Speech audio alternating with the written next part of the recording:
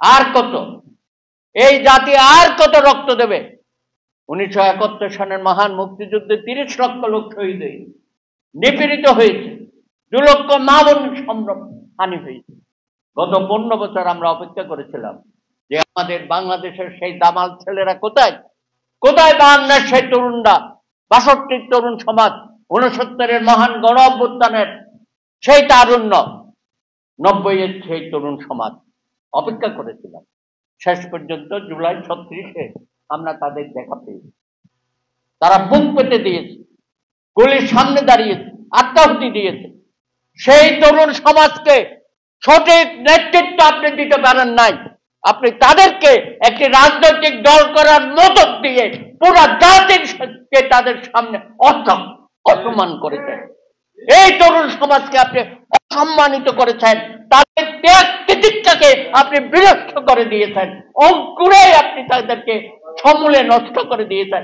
এই দায়িত্ব প্রফেসর ইউনূস আজ প্রয়োগ নিতে হবে।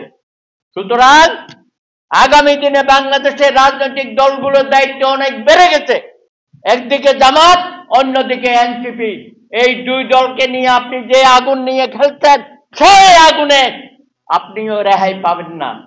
সুতরাং আজকে নতুন করে আমাদেরকে শপথ নিতে হবে।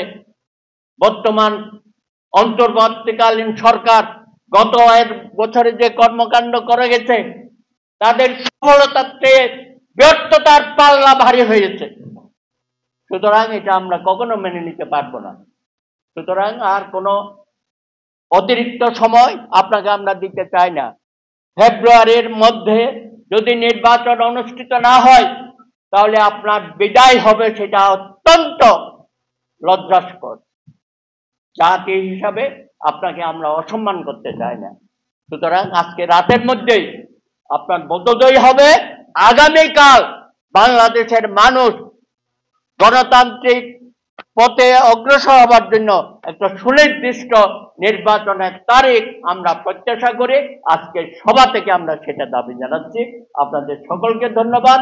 আজকের আলোচনা সভা এখানে সমাপ্ত করছি।